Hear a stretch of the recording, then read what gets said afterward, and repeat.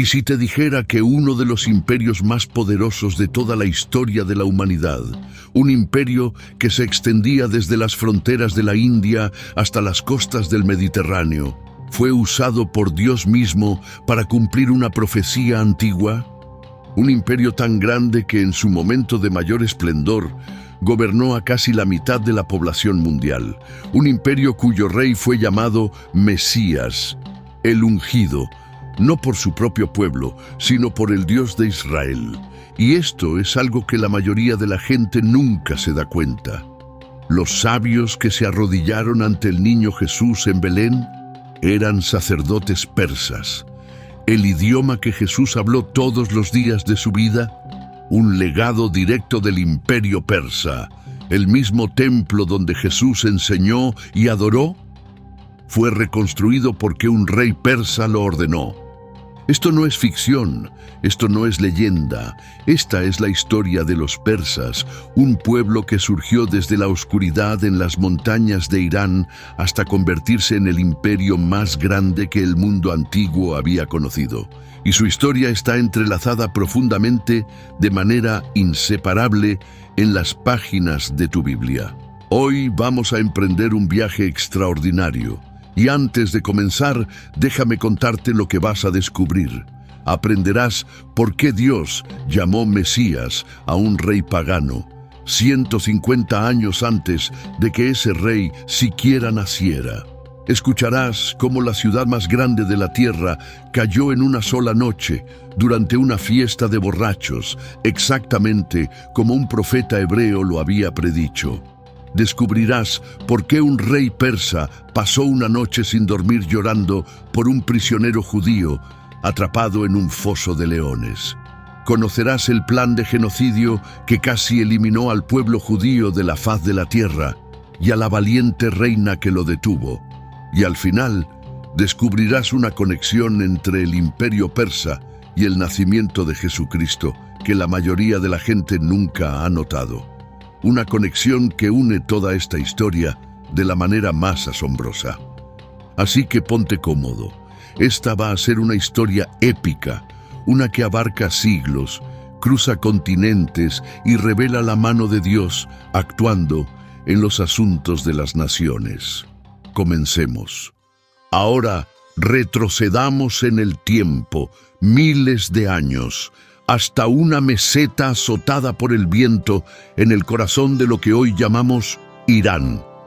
Aquí es donde comienza nuestra historia. Para entender quiénes eran los persas, necesitamos ir muy atrás, mucho antes de Ciro, mucho antes del imperio, mucho antes de cualquiera de los eventos registrados en la Biblia.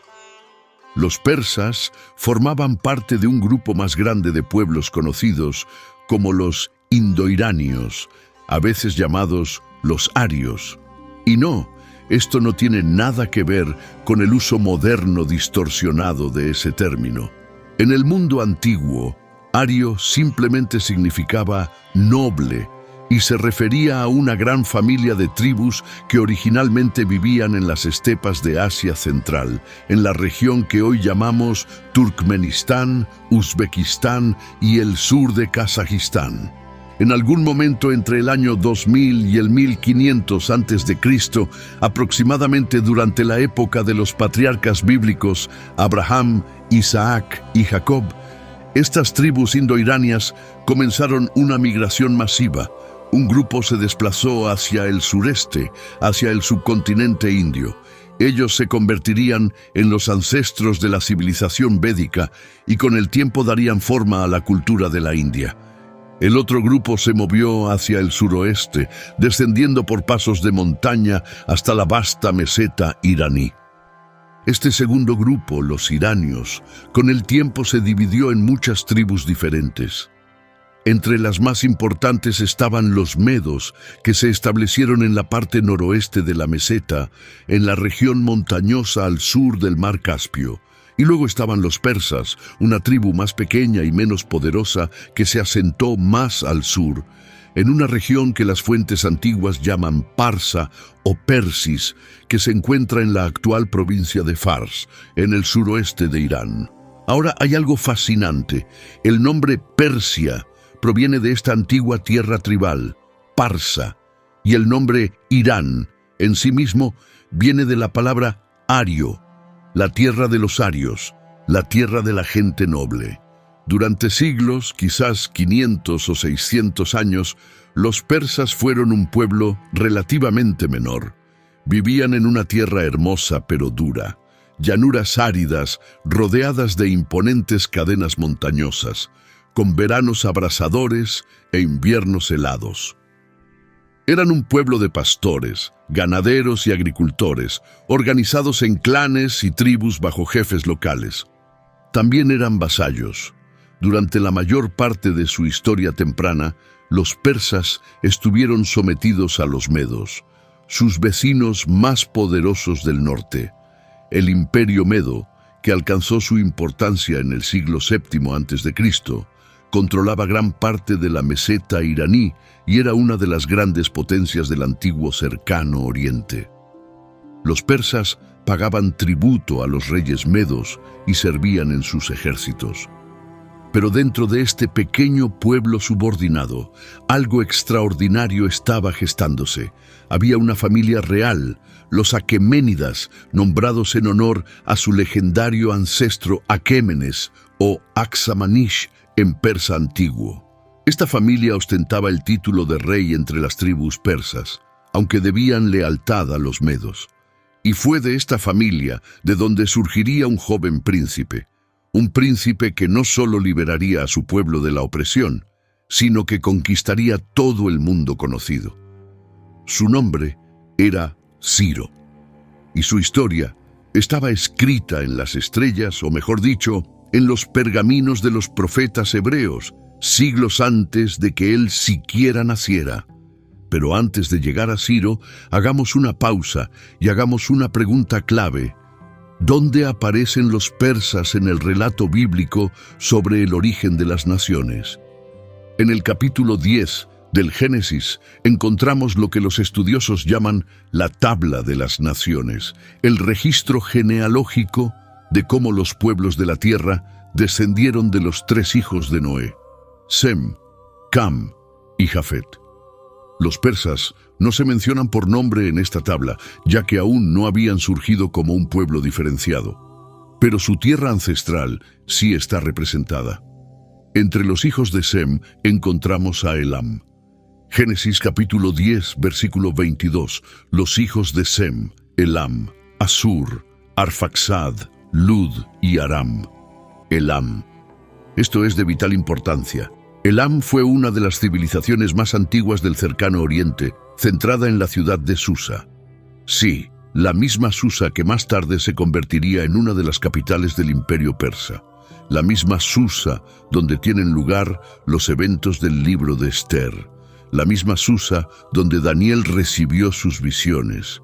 Los elamitas no eran persas, eran un pueblo separado y mucho más antiguo. Pero los persas migraron al corazón de Elam, y a lo largo de los siglos ambos pueblos se mezclaron. Los persas absorbieron la cultura elamita, adoptaron sus prácticas administrativas y finalmente hicieron suya la antigua capital elamita de Susa. Cuando leemos sobre Elam en el Génesis, estamos leyendo sobre la tierra que se convertiría en la cuna del imperio persa. El profeta Jeremías también habló sobre Elam, y en el capítulo 49 de Jeremías profetizó sobre su juicio y su eventual restauración. Pero en los últimos días, declara Dios, restauraré la suerte de Elam. Esta profecía adquiere un significado extraordinario cuando consideramos que el imperio persa, que surgió en la tierra de Elam, se convertiría en el instrumento a través del cual Dios restauró la suerte de Israel. Las conexiones son profundas. Los hilos se entrelazan a lo largo de los siglos y a lo largo de las páginas de las Escrituras. Ahora, antes de contarte cómo Ciro conquistó Babilonia en una sola noche, y sí, eso realmente sucedió, necesitas entender el imperio que vino antes, los medos, porque sin los medos no hay persas. Y esta parte de la historia se conecta directamente con uno de los momentos más dramáticos del Antiguo Testamento. Los medos estaban estrechamente emparentados con los persas. Hablaban un idioma similar, adoraban dioses parecidos y compartían muchas tradiciones culturales. Pero los medos se organizaron en un reino unificado mucho antes que los persas. Para el siglo VII a.C., los medos se habían convertido en una de las grandes potencias del mundo antiguo. Bajo su rey Ciáxares, los medos desempeñaron un papel decisivo en uno de los eventos más significativos de la historia bíblica, la caída del Imperio Asirio. Los asirios, esos aterradores conquistadores que habían destruido el reino del norte de Israel en el año 722 a.C. y habían llevado a las 10 tribus al exilio, habían dominado el cercano oriente durante siglos. El profeta Nahum había declarado: «Ay de la ciudad sanguinaria, llena de mentiras, llena de rapiña, que nunca deja de hacer víctimas».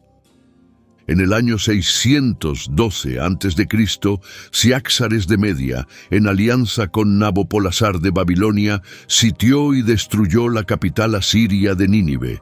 Imagina lo que esto significó para los descendientes de las tribus del norte. El imperio que había borrado su tierra del mapa fue a su vez borrado de la faz de la tierra. El libro de Nahum es en esencia una profecía sobre esta destrucción, y se cumplió de manera espectacular.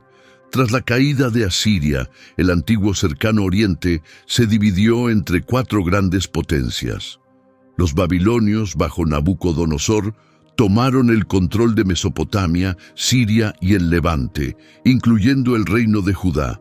Los medos controlaban la meseta iraní y partes de Anatolia. Los egipcios dominaban el valle del Nilo, y los lidios, bajo su fabulosamente rico rey Creso, gobernaban el oeste de Anatolia, la actual Turquía. Fue durante este período que los persas eran vasallos de los medos. Los reyes persas de la familia aqueménida, Teispes, Ciro I, Cambises I, gobernaban su pequeño reino de Anshan, en lo que hoy es el suroeste de Irán, pero lo hacían bajo el dominio medo. Y entonces llegó el hijo de Cambises I, un joven llamado Ciro II. Más tarde sería conocido como Ciro el Grande. Y nada, absolutamente nada, en el mundo antiguo volvería a ser igual. Alrededor del año 559 a.C., Ciro II se convirtió en rey de los persas. Era joven, ambicioso y poseía un genio estratégico que asombraría al mundo antiguo. Al principio, Ciro seguía siendo vasallo del rey Medo Astiages. Las tradiciones antiguas, registradas por el historiador griego Heródoto, cuentan una historia dramática sobre la relación entre Ciro y Astiages. Según Heródoto, Astiages tuvo un sueño en el que su nieto, el hijo de su hija y del príncipe persa Cambises, algún día lo derrocaría. Aterrorizado, Astiages ordenó matar al bebé, pero el oficial encargado de la ejecución no fue capaz de hacerlo, y el niño fue entregado a un pastor para que lo criara. Ese niño, por supuesto, era Ciro. Sea o no históricamente precisa esta leyenda, lo que es seguro es que alrededor del año 553 a.C., Ciro lanzó una rebelión contra el dominio medo. La revuelta no fue un golpe repentino, sino una campaña militar de 3 años. Ciro reunió a las tribus persas, forjó alianzas con nobles medos descontentos y libró una serie de batallas contra las fuerzas de Astiages. El punto de inflexión llegó cuando una parte importante del ejército medo desertó y se pasó al bando de Ciro. Según las fuentes antiguas, los propios generales de Astiages lo traicionaron y lo entregaron al rey persa. Para el año 550 a.C., Ciro había capturado la capital meda de Ecbatana, la actual Hamadán en Irán, y el imperio medo cayó en sus manos. Pero Ciro hizo algo que lo distinguió de prácticamente todos los demás conquistadores del mundo antiguo. mostró una clemencia notable. No destruyó Ecbatana, no masacró a la nobleza meda. En su lugar, incorporó a los medos en su nuevo imperio como socios. Los funcionarios medos conservaron sus puestos. Las costumbres medas fueron respetadas. El imperio que surgió no era simplemente persa, era medo-persa, una monarquía dual, en la que ambos pueblos compartían el poder. Así es exactamente como lo describe la Biblia. En el libro de Daniel vemos repetidamente la frase «los medos y los persas» o «las leyes de los medos y los persas». Daniel, capítulo 5, versículo 28. Tu reino ha sido dividido y entregado a los medos y a los persas. Daniel, capítulo 6, versículo 8.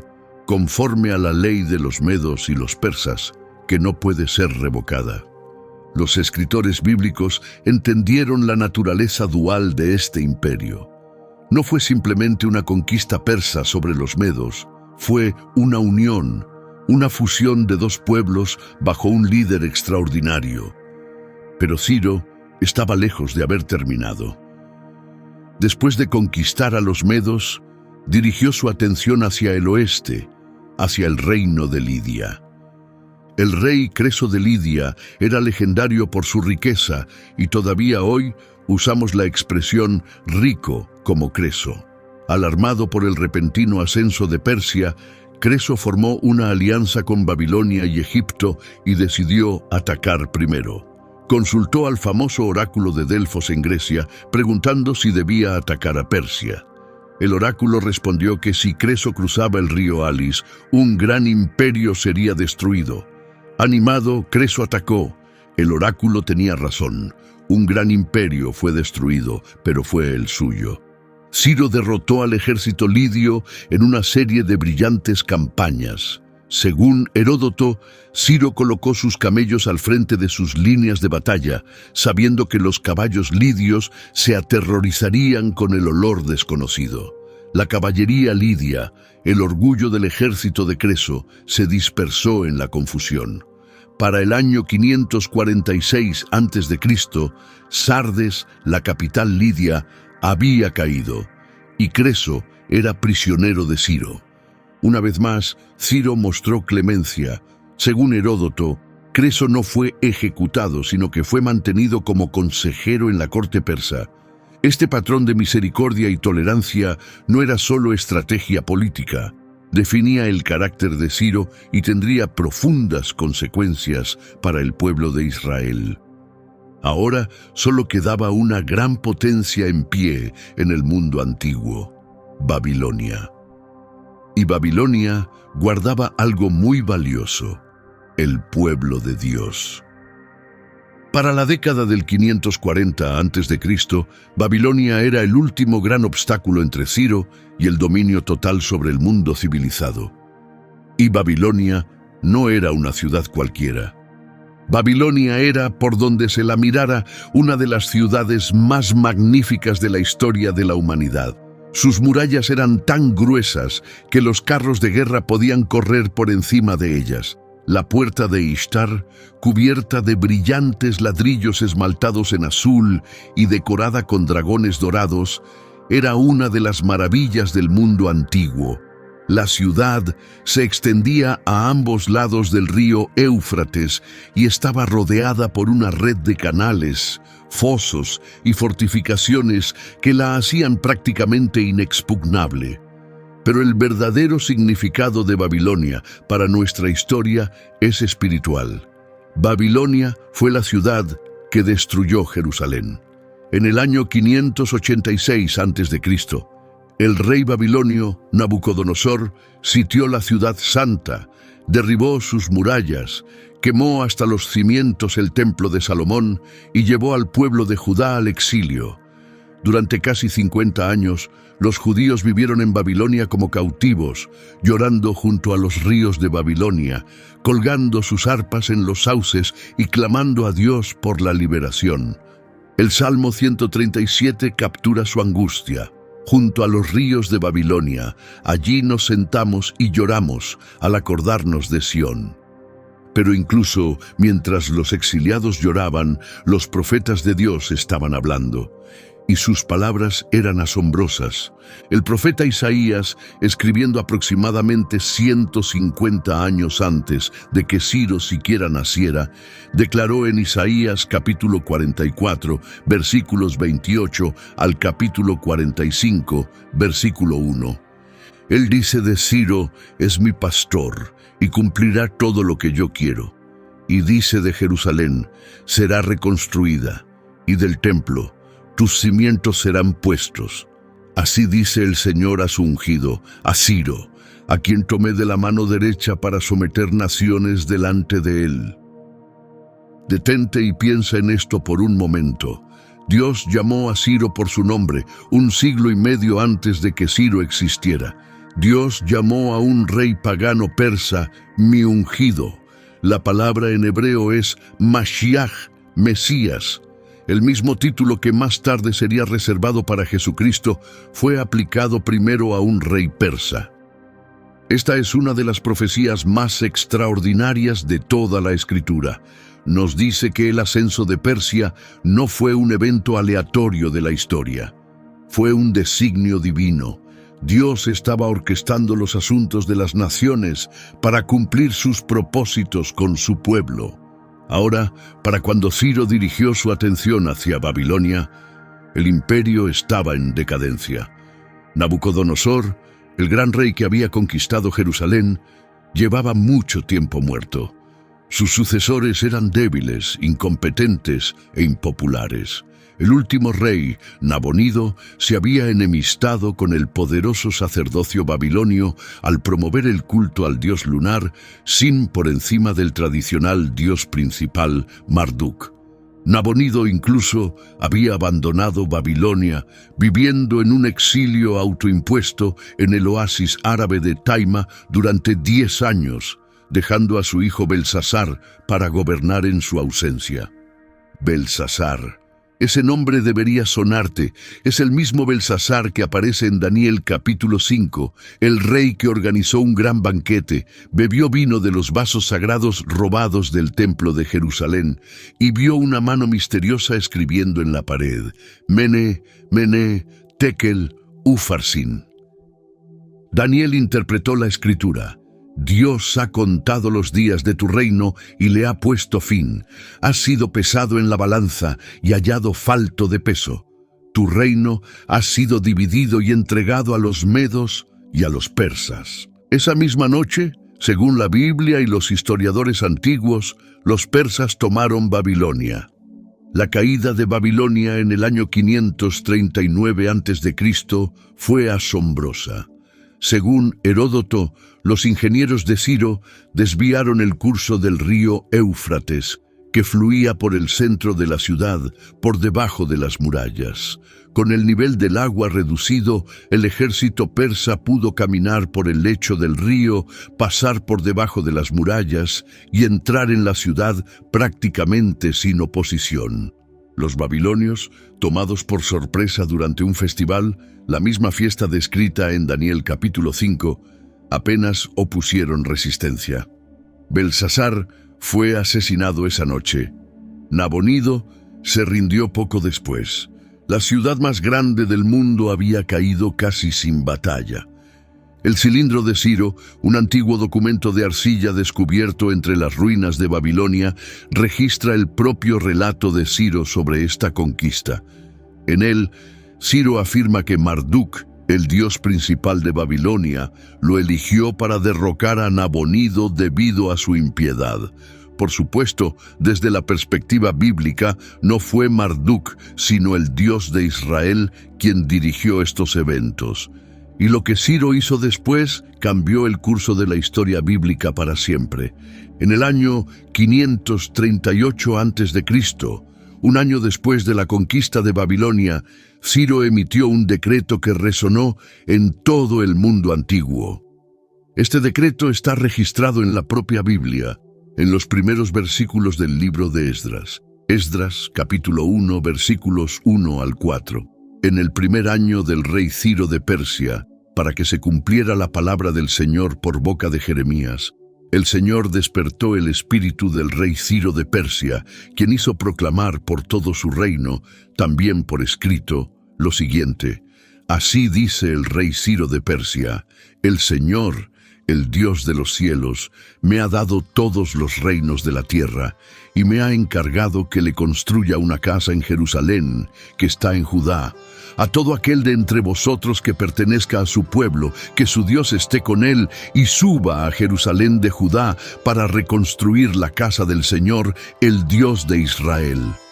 Este decreto fue extraordinario. Ciro no solo permitió que los exiliados judíos regresaran a su tierra, sino que apoyó activamente la reconstrucción del templo. Devolvió los vasos sagrados que Nabucodonosor había saqueado, objetos de oro y plata almacenados en los tesoros babilonios durante décadas. Proporcionó apoyo económico del tesoro imperial y concedió a los judíos permiso para gobernar sus propios asuntos religiosos. Ahora bien, esto no fue exclusivo para los judíos. La política de Ciro era permitir que todos los pueblos desplazados regresaran a sus tierras y restauraran sus templos. El cilindro de Ciro registra decretos similares para otros pueblos. Ciro comprendió que los súbditos que pudieran adorar libremente serían más leales que los cautivos resentidos. Pero los escritores bíblicos vieron algo más profundo en acción. Vieron la mano de Dios. El texto es explícito. El Señor despertó el espíritu del rey Ciro. Dios movió el corazón de este rey pagano para cumplir sus propósitos. El profeta Jeremías había predicho que el exilio duraría 70 años. Y ahora, justo a tiempo, Dios estaba trayendo a su pueblo de vuelta a casa. El regreso del exilio se desarrolló por etapas.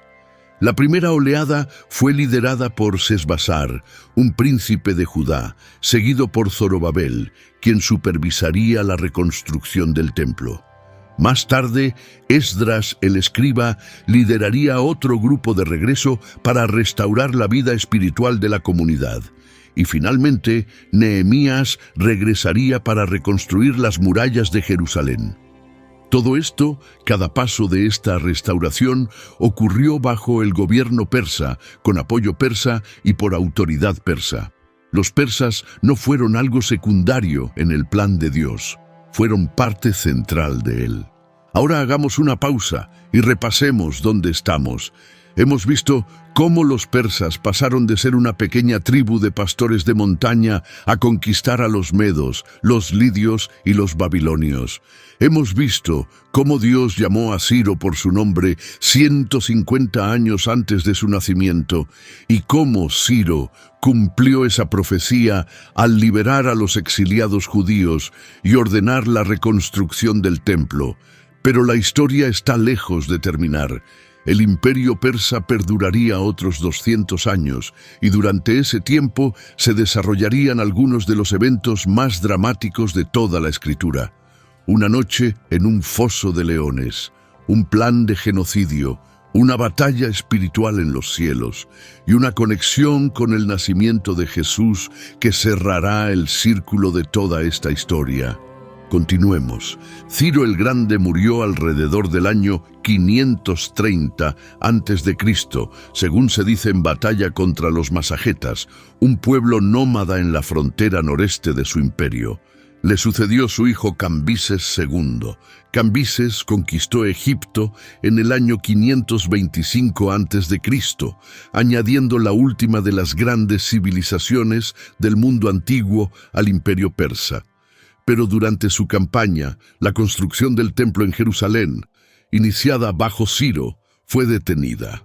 Y aquí nos encontramos con algo importante que a menudo se pasa por alto.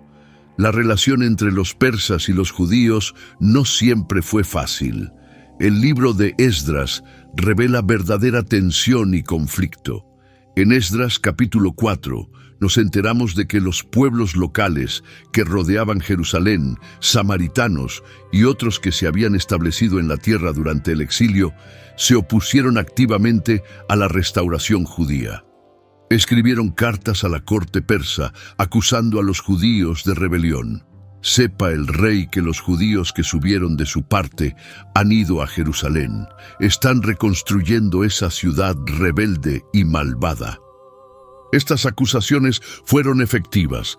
La obra del templo fue obligada a detenerse. Durante años, el templo a medio construir se mantuvo como un monumento a la esperanza frustrada. Los exiliados que habían regresado, luchando contra la pobreza, la sequía y los vecinos hostiles, comenzaron a perder el ánimo. Algunos empezaron a decir: aún no ha llegado el momento de reconstruir la casa del Señor. Esto no era un cuento de hadas, era la vida real bajo el dominio imperial, con toda su política, burocracia y oposición. La comunidad judía tuvo que navegar un panorama político complejo y a veces hostil, y su supervivencia dependía no solo del favor divino, sino de su capacidad para trabajar dentro del sistema persa. Pero entonces llegó Darío I, Darío el Grande, uno de los gobernantes más capaces de toda la historia antigua. Darío llegó al poder en el año 522 a.C., tras un período de guerra civil. Fue un administrador magistral que reorganizó todo el imperio en 20 satrapías, provincias gobernadas cada una por un sátrapa que respondía directamente al rey. Darío construyó la magnífica capital ceremonial de Persépolis, construyó el famoso Camino Real, que se extendía desde Susa hasta Sardes, más de 2.600 kilómetros, a lo largo del cual mensajeros montados podían llevar un mensaje en solo 7 días, un viaje que a los viajeros comunes les tomaría 3 meses. Para la historia bíblica, Darío es enormemente importante. Cuando los líderes judíos, Zorobabel y Jesúa, reanudaron la construcción del templo, sus oponentes volvieron a quejarse. Pero Darío ordenó una búsqueda en los archivos reales, encontró el decreto original de Ciro, y no solo lo confirmó, sino que lo reforzó, ordenando que la construcción fuera financiada con los ingresos fiscales provinciales. Que el gobernador de los judíos y los ancianos judíos reconstruyan esta casa de Dios en su lugar, ordenó Darío. El costo debe ser pagado a estos hombres en su totalidad y sin demora con los ingresos reales. El templo fue completado en el año 516 a.C., en el 6º año del reinado de Darío, exactamente 70 años después de que el templo de Salomón fuera destruido en el año 586 a.C. Una vez más, el calendario de la profecía bíblica se cumplió con una precisión asombrosa. Ahora quiero hablarte de Daniel, porque la historia de Daniel en la corte persa no es solo uno de los episodios más queridos de la Biblia. Es una historia que revela el carácter tanto de los gobernantes persas como del Dios que estaba detrás de ellos. Daniel había sido llevado al exilio siendo un joven alrededor del año 605 a.C. Sirvió con distinción en la corte babilónica durante décadas. Cuando los persas conquistaron Babilonia en el año 539 a.C., Daniel ya era un anciano, quizás de unos 80 años. El libro de Daniel nos dice que tras la caída de Babilonia, un gobernante llamado Darío el Medo recibió el reino. Los estudiosos debaten su identidad exacta. Algunos lo identifican con un gobernador que Ciro nombró sobre Babilonia, otros con un príncipe medo que brevemente ejerció la autoridad antes de que Ciro asumiera el control total. Lo que importa para nuestra historia es lo que sucedió después. Este Darío nombró 120 sátrapas para administrar las provincias, con 3 administradores principales sobre ellos, y Daniel era uno de estos 3. De hecho, Daniel se distinguió tanto que el rey planeaba ponerlo al frente de todo el reino. Un exiliado judío, un miembro de un pueblo conquistado, elevado al cargo más alto del imperio más grande de la tierra. Pero el éxito de Daniel provocó envidia. Sus rivales no pudieron encontrar ninguna corrupción ni negligencia en él. El texto dice que buscaron y no encontraron nada, porque Daniel era completamente digno de confianza. Así que idearon un plan diferente. Convencieron al rey de emitir un decreto. Durante 30 días nadie podría orar a ningún dios ni a ningún ser humano excepto al rey mismo. El castigo era el foso de los leones. Daniel se enteró del decreto, conocía las consecuencias. Y aquí quiero que te imagines esto: un anciano de 80 años, quizás más. Lleva más de 60 años lejos de casa. La ciudad que amó de niño yace en ruinas a más de 1500 kilómetros al oeste. Todos los que conoció en su juventud han muerto. Ha pasado toda su vida adulta sirviendo a reyes extranjeros en una tierra extranjera, aferrándose a una fe que la mayor parte del mundo a su alrededor ni entendía ni respetaba. Y ahora le dicen: deja de orar o muere. Daniel capítulo 6, versículo 10. Cuando Daniel se enteró de que el decreto había sido firmado, fue a su casa, subió a la habitación de arriba donde las ventanas se abrían hacia Jerusalén. 3 veces al día se arrodilló y oró, dando gracias a su Dios, tal como lo había hecho antes. Tal como lo había hecho antes. No cambió, no se escondió, no calculó los riesgos ni sopesó las consecuencias políticas. Simplemente abrió su ventana hacia una ciudad que no había visto en 6 décadas y oró. La misma oración, la misma postura, el mismo Dios. Cuando pienso en eso, un anciano, solo en una habitación alta, eligiendo la fidelidad por encima de la supervivencia, me pregunto si yo tendría ese tipo de valor. Me pregunto si alguno de nosotros lo tendría. Esa no es la fe de un teólogo debatiendo ideas. Esa es la fe de alguien que lo ha apostado todo, su carrera, su seguridad, su propia vida, por la convicción de que el Dios de Israel es real y de que cumple sus promesas. Cuando Daniel fue descubierto y denunciado, el rey quedó destrozado. El texto dice que hizo todo lo posible hasta la puesta del sol para salvar a Daniel. Pero la ley de los medos y los persas no podía ser revocada, ni siquiera por el propio rey. Esta era una característica real de la gobernanza persa. Una vez que se emitía un decreto real, se consideraba un reflejo del orden cósmico, sagrado e irreversible. Daniel fue arrojado al foso de los leones. El rey pasó la noche sin dormir, ayunando y rechazando todo entretenimiento. Al primer rayo de luz, corrió al foso y gritó con angustia en su voz: Daniel, siervo del Dios viviente, ¿pudo tu Dios, a quien sirves continuamente, rescatarte de los leones? Y desde la oscuridad, Daniel respondió: mi Dios envió a su ángel y cerró la boca de los leones. No me han hecho daño porque fui hallado inocente ante él. El rey se llenó de alegría, ordenó que sacaran a Daniel del foso y luego hizo algo extraordinario. Emitió un decreto, no solo para la corte, no solo para la provincia, sino para todo el reino. Daniel capítulo 6, versículos 25 al 27. Yo decreto que en todo el dominio de mi reino todos tiemblen y teman ante el Dios de Daniel, porque Él es el Dios viviente y permanece para siempre. Su reino no será destruido, su dominio no tendrá fin. Él rescata y salva, realiza señales y prodigios en los cielos y en la tierra. Un gobernante ordenando al imperio más poderoso de la tierra que reverenciara al Dios de Israel. A través de la fidelidad de un solo hombre, la corte persa se convirtió en una plataforma para proclamar la soberanía de Dios. Después de Darío el Grande, vino su hijo Jerjes I, quien reinó del año 486 al 465 a.C.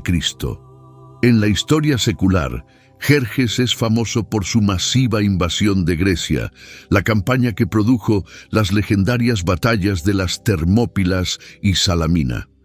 Pero en la historia bíblica, Jerjes es conocido por otro nombre, Asuero. y su historia se cuenta en uno de los libros más dramáticos de toda la Biblia, el libro de Esther. El libro de Esther es único en las Escrituras. Es el único libro de la Biblia que no menciona a Dios por su nombre, ni una sola vez. Y sin embargo, la mano de Dios es visible en cada página, actuando entre bastidores a través de coincidencias aparentemente casuales que no son casuales en absoluto. La historia comienza con un lujoso banquete en Susa, la capital persa.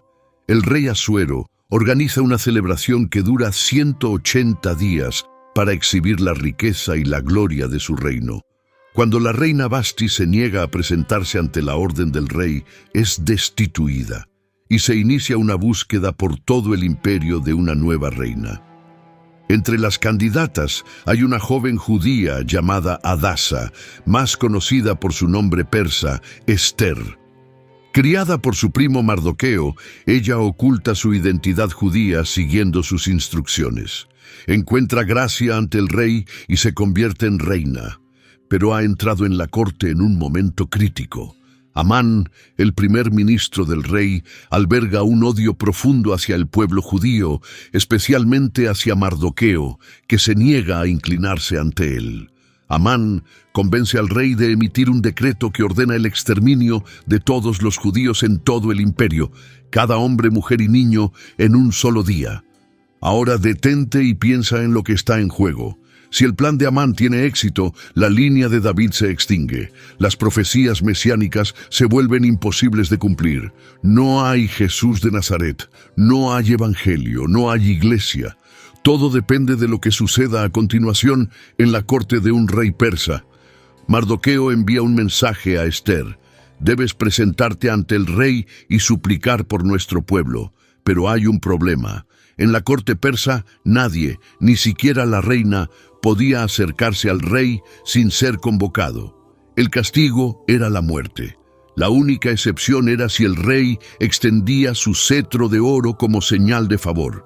Esther no había sido llamada ante el rey en 30 días. La respuesta de Esther es una de las declaraciones más valientes de toda la Biblia. Si perezco, que perezca. Se puso sus vestiduras reales y caminó hacia la sala del trono, cada paso un paso hacia una posible muerte. Y cuando el rey la vio, extendió el cetro de oro. A través del valor de Esther, a través del acto previo de lealtad de Mardoqueo al denunciar un complot de asesinato, redescubierto oportunamente en los registros de la corte en el momento exacto, a través de la propia arrogancia de Amán, que lo lleva a su perdición, el decreto fue anulado. Amán fue colgado en la misma horca que había preparado para Mardoqueo. Los judíos triunfaron sobre sus enemigos.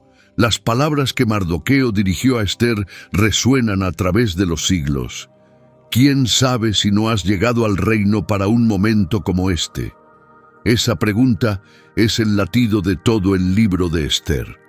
Dios coloca a su pueblo en el lugar correcto, en el momento correcto, para sus propósitos, incluso cuando su nombre no es pronunciado. Después de que Jerjes fue asesinado en el año 465 a.C., su hijo Artajerjes primero llegó al poder. Y el reinado de Artajerjes fue decisivo para dos de las figuras más importantes de la historia bíblica posterior al exilio, Esdras y Nehemías. En el año 458 a.C., Esdras, un sacerdote y escriba experto en la ley de Moisés, recibió permiso real y apoyo económico para liderar una segunda oleada de exiliados de regreso a Jerusalén. Su misión era la reforma espiritual, enseñar la ley, reorganizar la vida religiosa y abordar los matrimonios mixtos con los pueblos vecinos. Esdras, capítulo 7, versículo 27, registra su respuesta. Bendito sea el Señor, el Dios de nuestros padres, que puso algo así en el corazón del rey. Luego, en el año 445 a.C., Nehemías, un funcionario judío que servía como copero del rey Artajerjes, recibió noticias devastadoras. Las murallas de Jerusalén seguían en ruinas. Lloró, ayunó y oró. Entonces hizo una petición audaz: permiso para ir a Jerusalén y reconstruir las murallas. Artajerjes se lo concedió, proporcionándole cartas de salvoconducto, materiales de construcción de los bosques reales y una escolta armada. Nehemías llegó y organizó la reconstrucción en unos asombrosos 52 días, a pesar de la feroz oposición de Sanbalat, Tobías y Gesem, que se burlaron, amenazaron y conspiraron para detener la obra. Los trabajadores de Nehemías construían con una paleta en una mano y una espada en la otra. Cada etapa de esta restauración, el templo bajo Ciro y Darío, la reforma espiritual bajo Artajerjes a través de Esdras, las murallas bajo Artajerjes a través de Nehemías, sucedió dentro del sistema persa. La comunidad judía posterior al exilio renació bajo la protección persa. Ahora estamos entrando en la parte más extraordinaria de esta historia: profecía, guerra espiritual y un misterio que se extiende desde las salas del trono de Persia hasta un pesebre en Belén. Si eres de esas personas que quieren profundizar en la historia bíblica más de lo que la mayoría se atreve, entonces estás en el lugar correcto. Suscríbete ahora, porque lo que viene a continuación cambiará la forma en que ves la Biblia. Los persas aparecen de manera prominente en la profecía bíblica, particularmente en el libro de Daniel. En al menos 4 visiones separadas, Dios le mostró a Daniel la secuencia exacta de imperios que dominarían el mundo, y Persia estaba en cada una de ellas. En Daniel capítulo 2, Nabucodonosor sueña con una gran estatua. Su cabeza de oro representa a Babilonia, su pecho y brazos de plata representan a Medo-Persia, su vientre de bronce representa a Grecia y sus piernas de hierro representan a Roma. En Daniel 7, 4 bestias surgen del mar. La segunda, un oso levantado de un lado con 3 costillas en la boca, es Medo-Persia. Las 3 costillas son sus 3 grandes conquistas de Lidia, Babilonia y Egipto, y la postura desigual muestra a los persas como el socio dominante sobre los medos. En Daniel 8, un carnero con 2 cuernos desiguales embiste en todas direcciones, hasta que un macho cabrío con un solo cuerno, Grecia, Alejandro Magno, lo destroza. El propio ángel Gabriel identifica al carnero como los reyes de Media y Persia. Y en Daniel, capítulos 10 al 12, el ángel describe la sucesión de reyes persas con notable detalle, incluyendo un 4º rey, más rico que todos los demás, que provocaría una guerra contra Grecia. La mayoría de los estudiosos identifican a este como Jerjes, cuya masiva invasión de Grecia está bien documentada por Heródoto. Daniel vio todo esto siglos antes de que sucediera. Los persas no fueron una sorpresa para Dios. Fueron anticipados, nombrados, descritos y entretejidos en el tejido de la profecía antes de que llegaran al poder. Pero hay algo más en Daniel capítulo 10 que la mayoría de la gente pasa completamente por alto, y es uno de los pasajes más misteriosos de toda la Biblia. Daniel ha estado ayunando y orando durante 3 semanas, 21 días, buscando comprensión sobre una visión que concernía el futuro de su pueblo. Entonces aparece un ser angelical, una figura de gloria aterradora, con un rostro como un relámpago y ojos como antorchas de fuego. Este ángel le dice a Daniel algo extraordinario. No temas, Daniel. Desde el primer día en que dispusiste tu corazón a entender y a humillarte ante tu Dios, tus palabras fueron escuchadas, y yo he venido en respuesta a ellas. Pero el príncipe del reino de Persia se me opuso durante 21 días. Entonces Miguel, uno de los príncipes principales, vino a ayudarme, porque yo había quedado retenido allí con el rey de Persia, el príncipe del reino de Persia. Este no es un príncipe humano, es una entidad espiritual un principado demoníaco que se encontraba detrás del imperio persa en el plano invisible. Durante 21 días, este ser fue lo suficientemente poderoso como para bloquear a un ángel de Dios. Piensa en lo que esto revela. Detrás de la política visible del imperio persa, los decretos, los ejércitos, el ascenso y la caída de gobernantes, se estaba librando una guerra invisible. La lucha del pueblo de Dios no era simplemente contra carne y sangre, como Pablo escribiría más tarde, sino contra principados y potestades, contra los gobernantes de las tinieblas de este siglo. El ángel continúa: pronto regresaré a luchar contra el príncipe de Persia, y cuando yo salga, vendrá el príncipe de Grecia. Incluso la transición del imperio persa al imperio griego de Alejandro se reflejaba en esta guerra espiritual. El ascenso y la caída de los imperios no era solo geopolítica, era un conflicto cósmico. Y las oraciones de Daniel, las oraciones de un solo hombre fiel, ayunando a orillas del Tigris, fueron lo suficientemente poderosas como para captar la atención tanto de ángeles como de demonios. Si eso no cambia la forma en que piensas sobre la oración, nada lo hará. Ahora pasemos a una pregunta que ha fascinado a los estudiosos durante siglos. ¿Cómo era la religión persa y cómo se conecta con todo lo que hemos estado comentando? Los persas practicaban una religión antigua que más tarde se formalizaría como zoroastrismo, fundada en las enseñanzas del profeta Zoroastro o Zaratustra. El zoroastrismo era notable en el mundo antiguo. En una época de politeísmo, enseñaba que existía un Dios supremo, Ahura Mazda, el Señor sabio, encerrado en una batalla cósmica con Angra Mainyu, el espíritu del mal y la mentira. Varios conceptos del zoroastrismo tienen paralelos llamativos con el pensamiento bíblico.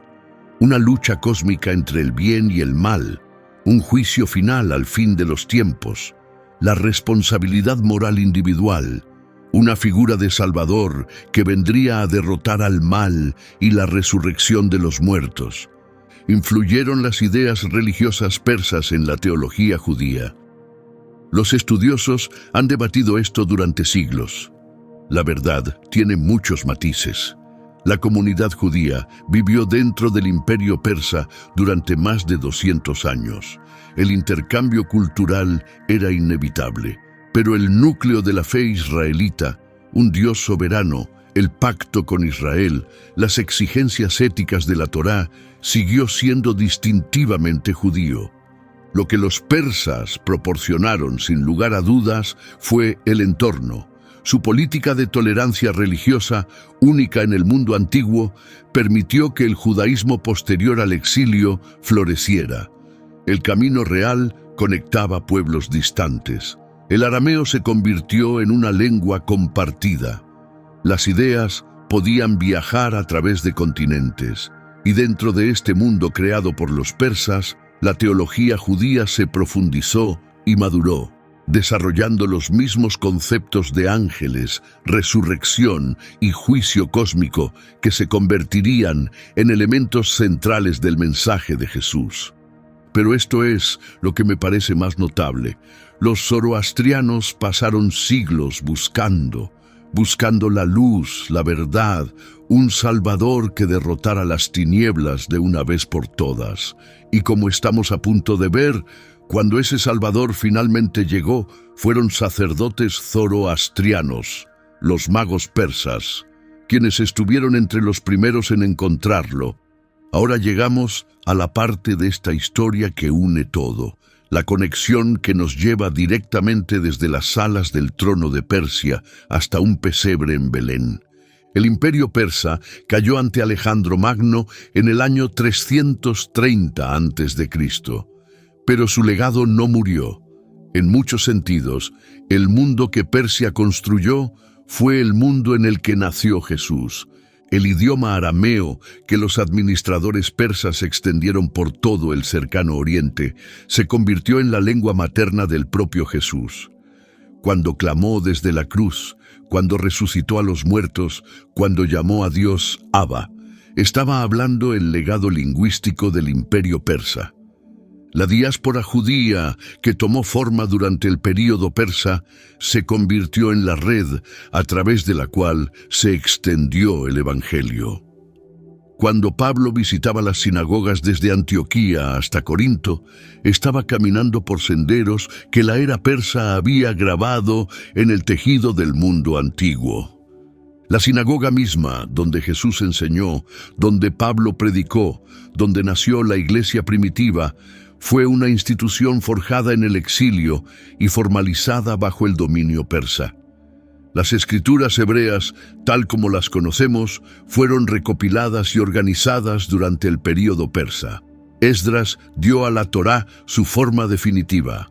La Biblia que Jesús leyó tomó forma bajo la gobernanza persa, y el Imperio Romano, el mundo político del Nuevo Testamento, tenía una profunda deuda con el modelo persa. El sistema de provincias, la tolerancia hacia las costumbres locales, la red de caminos, el concepto de ley universal. Roma heredó todo esto de Persia a través de los griegos. La paz romana que permitió la difusión del Evangelio tenía sus raíces más profundas en la paz persa que vino siglos antes. Pero ahora la conexión que quizás más te asombre.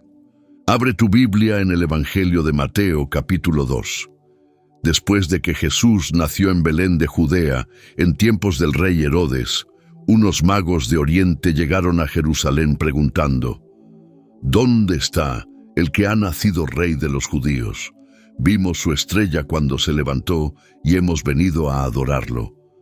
Magos de Oriente. ¿Quiénes eran estos hombres? La palabra griega es magoi, y se refiere específicamente a una casta de sacerdotes persas. Los magos eran especialistas religiosos zoroastrianos, estudiosos de las estrellas, intérpretes de sueños, consejeros de reyes. Eran la élite intelectual y espiritual del mundo persa. La palabra magia proviene de su nombre. No eran viajeros al azar. Eran herederos de la misma civilización que había moldeado la historia bíblica durante 2 siglos. Durante generaciones, los magos habían vivido junto a comunidades judías en Babilonia y Persia. Muy posiblemente conocían las profecías de Daniel, quien había servido entre sus predecesores en las cortes de Babilonia y Persia. Habrían oído hablar del Mesías que vendría, el rey que nacería en Israel. Y cuando vieron la estrella, una señal que coincidía con sus propias tradiciones y con la profecía judía, emprendieron un viaje de cientos de kilómetros a través del desierto. Y cuando lo encontraron, no a un rey en un palacio, sino a un bebé en una humilde casa de Belén, hicieron algo extraordinario. Se arrodillaron, adoraron y ofrecieron regalos: oro, incienso y mirra. Oro para un rey, incienso para un sacerdote, mirra para uno que habría de morir. Los persas, herederos del mismo imperio que había servido a los propósitos de Dios durante 200 años, estuvieron entre los primeros en todo el mundo en adorar a Jesucristo. La historia cierra el círculo, desde Ciro, que fue llamado el ungido de Dios, hasta los magos, que se arrodillaron ante el ungido definitivo de Dios. Desde el decreto que reconstruyó el templo, hasta la adoración de aquel que declaró: «Destruyan este templo, y en 3 días lo levantaré». Desde el imperio que preservó al pueblo judío, hasta los sacerdotes de ese imperio inclinándose ante un bebé judío en Belén. Esto no es coincidencia, esta es la mano de Dios, tejiendo la historia de la salvación a través de los siglos, a través de los imperios, a través de las civilizaciones. Al llegar al final de nuestro viaje, reflexionemos sobre lo que esta historia nos enseña. Dios es soberano sobre las naciones. Llamó a Ciro por su nombre antes de que naciera. Movió los corazones de los reyes. Colocó a Esther en la corte en el momento exacto. Preservó a Daniel. Guió a los magos. no de una manera que elimine la libertad humana. Cada una de estas personas tomó decisiones reales, sino de una manera que demuestra que los propósitos de Dios no serán frustrados. El corazón del rey es como un arroyo de agua en la mano del Señor. Él lo dirige a donde quiere. Dios puede usar a cualquiera. Ciro era pagano. Los magos eran sacerdotes zoroastrianos. Ninguno adoraba al Dios de Israel. Y sin embargo, Dios llamó a Ciro mi ungido y eligió a los magos para estar entre los primeros adoradores de Cristo. Sus instrumentos no se limitan a las personas de fe. La fidelidad importa, incluso en el exilio. Daniel oró mirando hacia una ciudad en ruinas durante 60 años y nunca se detuvo. Esther arriesgó la muerte por su pueblo. Nehemías lloró y luego construyó. Su ejemplo habla a cualquiera que alguna vez se haya sentido como un extraño en un mundo que no comparte sus valores. Sé fiel donde Dios te ha puesto. Él está actuando, incluso cuando no puedes verlo. Y la historia no es algo aleatorio, es un relato que Dios está contando. El ascenso de Persia, la caída de Babilonia, el exilio y el regreso, la preservación de Israel, el nacimiento de Jesús. Estos son capítulos de una sola y magnífica historia de redención. Y si Dios estaba obrando en las cortes de reyes persas hace 2500 años, entonces está obrando hoy, en tu vida, en tus circunstancias, en los eventos que parecen no tener sentido. Nada se desperdicia, nada es accidental. Todo se mueve hacia sus propósitos. Entonces, ¿quiénes fueron los persas en la Biblia? Fueron los instrumentos inesperados del Dios viviente. Fueron anunciados por profetas, descritos en visiones y nombrados en las Escrituras antes de que existieran. Su rey fue llamado Mesías. Su imperio preservó al pueblo de Dios. Sus sacerdotes se arrodillaron ante el Hijo de Dios. Y su historia nos recuerda que el Dios que mueve imperios es el mismo Dios que conoce tu nombre. Isaías 45, versículo 5. Yo soy el Señor, y no hay otro. Fuera de mí no hay Dios. Yo te fortaleceré, aunque no me has reconocido, para que desde donde sale el sol hasta donde se pone, todos sepan que no hay ninguno fuera de mí. Gracias por ver este video. Si te bendijo, compártelo con alguien que piense que la Biblia es solo un viejo libro de reglas. Esta historia podría hacerle cambiar de opinión. Déjanos un comentario. ¿Qué parte te asombró más? ¿La profecía de Ciro? ¿El valor de Esther? ¿Daniel en el foso de los leones? ¿Los magos en el pesebre? Leemos cada uno de los comentarios. Y si quieres seguir adelante, mira nuestro video sobre los babilonios, el imperio que vino antes de Persia y cuya historia es aún más oscura y dramática. Ese enlace está en tu pantalla ahora mismo. Nos vemos en el próximo. Que Dios te bendiga.